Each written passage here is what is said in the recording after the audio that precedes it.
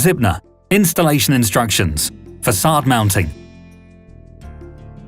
Before starting the installation, please read the product technical and operational manual, the installation instructions provided with the system, as well as the motor and control manual, and follow the recommendations contained therein.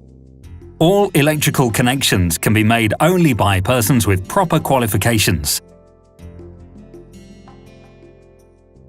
Tools required for installation: pen or pencil, meter stick, hex key, hammer, impact driver, wrench, level, impact drill.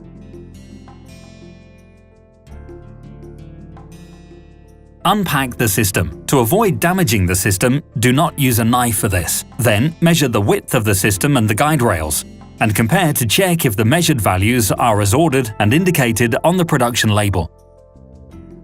Installation hardware, such as screws for assembling guide rail covers, are in a separate packaging with the guide rails. Before starting the installation, mark locations on the wall for openings for the guide rail holders. Arrange their spacing in accordance with the presented drawing. Drill holes for wall plugs at the marked points. Match their length and type to the surface. When setting the wall plugs, position the mounting holders and tighten the screws.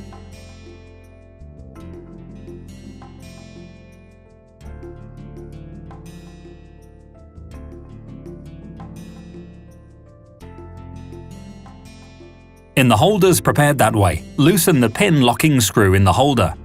Remove the pin from the mounting holder and insert it into the guide rail.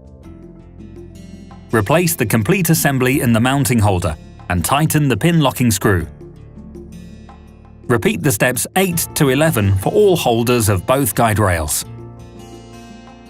In the case of installation without the mounting holders, the direct one, the guide rail is to be fixed directly to the building facade using pre-prepared mounting holes. Holes in the guide rail may be factory provided as requested or provided by the customer according to the presented drawing. Check if the guide rails are mounted level and in parallel to each other. If necessary, correct their position. Install the cassette on the guide rails.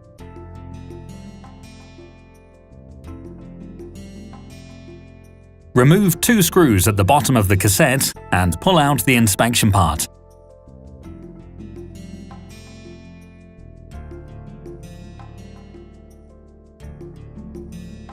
At this stage of the installation, connect the electrical controls and the power supply as detailed in the drive installation manual.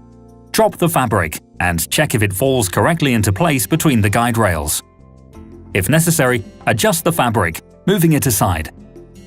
Unwind more fabric than allowed by the system and adjust the fabric, moving it aside. After positioning the fabric, wind it up, leaving a dozen centimeters from the bottom edge of the cassette free.